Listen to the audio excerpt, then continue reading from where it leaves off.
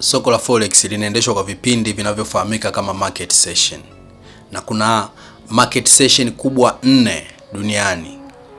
Sasa basi, tuna Tokyo session, tuna London session, tuna New York session na tuna Sydney session, kama unavyoweza kuziona kwenye chat yangu hapa kwenye screen yako.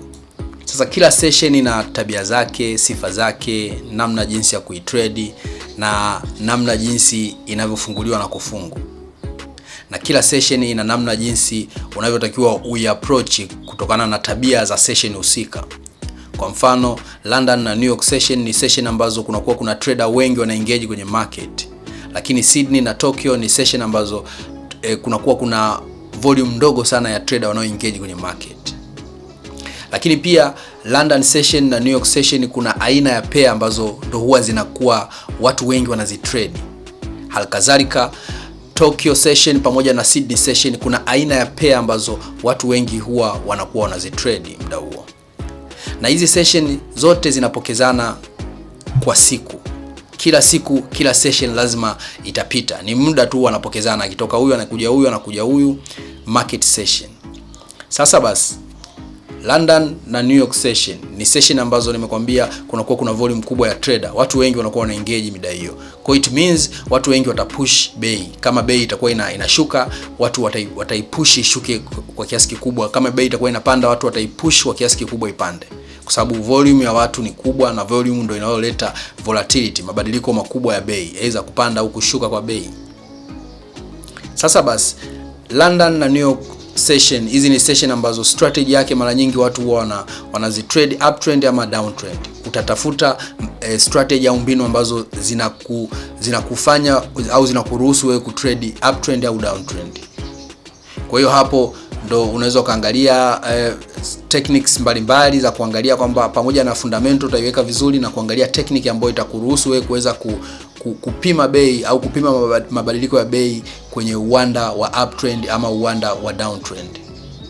Lakini hakikisha hiyo strategy yako lazima izingatie liquidity, kwa sababu kwenye uptrend au downtrend pia kuna liquidity ambayo huwa inatokea mara nyingi.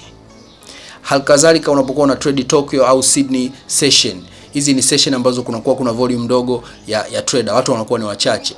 Lakini mara nyingi price huwa inatembea kwenye ranging kwenye hizi session. Tokyo na Sydney price huwa inatembea kwenye ranging kwa kiasi kikubwa. Kwa sababu gani? Hakuna volume kubwa ya watu waliopo wanao trade ni wachache. Kwa hiyo it means bei itakuwa inatembea kwenye range, kwa maana kwamba buyer watakuwa wanaibuy kwa bei fulani na seller watakuwa wanaisubiri ifike kwa bei fulani waisell. Itatembea kwenye zone hiyo, kwenye range hiyo, kwa sababu hakuna volume kubwa ya watu. Once watu watakapoingiza ujazo mkubwa au volume kubwa na kuwa wengi na kutrade pair fulani, labda kuibuy au kuisell, hapo ndo inapotokea uptrend au downtrend. Sasa basi, strategy nzuri ya kutrade ni lazima uangalie kwamba unapokuwa unatengeneza strategy yako, lazima ujue hizi strategy zimegawanyika katika session. Lazima ujue session fulani ni approach, niingie na approach ya strategy ipi, na session fulani niingie na approach ya strategy gani. Kwa hiyo uptrend na downtrend, hizi ni approach ambazo utazitumia kwenye session ambazo zina volume kubwa ya watu, London, New York session. Lakini hizi tunasema range trading strategy zote ambazo zinakufundisha namna jinsi ya kutrade range, utazitumia au utaziapply kwenye masoko ambayo yanakuwa yana volume ndogo ya watu. Tokyo, Sydney, hapo ndo ranging inaweza kufanya kazi. Lakini ranging uweze ukaja kuiapply kwenye session kama ya London, utakuwa umeunguza pesa yako, kwa sababu haiwezi kuweka out kutokana kwamba volume ya watu ni kubwa na bei haiwezi kutembea kwenye range hata siku moja. Kwenye London session au New York session bei haiwezi kutembea kwenye ranging. Bei lazima itatembea uptrend au downtrend. Kwa hiyo lazima uwe makini na lazima utengeneze plani zako, na haya ndo mambo ambayo huwa tunawafundisha siku zote beginners, kwamba lazima uhakikishe unatengeneza plani. Na hivi vitu vyote ni silaha zinazo kufanya wewe utengeneze plani yako vizuri, uarrange plani yako vizuri, ujue kwamba kuna market session natakiwa ni approach kwa namna gani, kuna time frame natakiwa ni approach kwa namna gani, kuna hiki na hiki natakiwa ni approach kwa namna ipi. Hapo ndo utakuwa successful trader na utaweza kutengeneza trade na ukapata faida. Kwa leo nitaka nikwambie hichi kitu kuhusiana na market session, kwamba kuna namna jinsi ya kutrade kila market session, kwa sababu kila market session ina tabia zake. Kama nilivyokuambia, Sydney pamoja na Tokyo wana tabia yao, ambayo tabia yao ni kutembea kwenye range. Lakini New York pamoja na London wana tabia yao, ambao tabia yao ni kutembea uptrend au downtrend. Kwa hiyo lazima uangalie. Hasa hii ina apply kwa mtu ambaye ni day trader ama ni scalper. Hii ndo utatakiwa uzingatie sana hivi vitu. Lakini kwa mtu ambaye ni long term trader ambaye anaweza aka press trade leo akaiacha ikarun labda kwa wiki moja au wiki mbili, huwa mara nyingi yeye anazingatia fundamental, kisha anazingatia entry pamoja na point yake ya kutake profit, sehemu ya kuweka stop loss, akizingatia na manipulation liquidity, then ana take trade na anapata anachokihitaji. Lakini kwa mtu ambaye wewe ni day trader, unataka kutrade every day na unataka kufanya scalping, it means ni lazima uzingatie market session. Lazima ujue kuna session na kuna tabia za session, na kila session utatakiwa kuiapproach kulingana na tabia yake.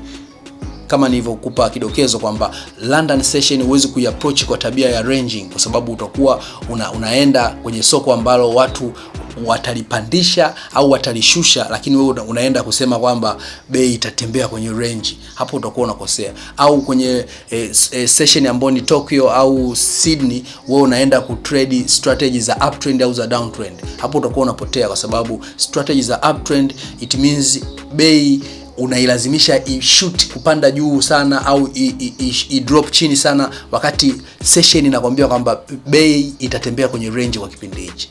Kwa hiyo nadhani unaweza kuwa umepata picha jinsi gani ni muhimu kutengeneza trading plan, na ni jinsi gani kuhakikisha kwamba unakuwa una strategy bora ambayo umeibacktest na umepata uhakika kwamba hii ni strategy ambayo itakutoa sehemu fulani kukupeleka sehemu nyingine ili uweze kupata mafanikio kwenye trading.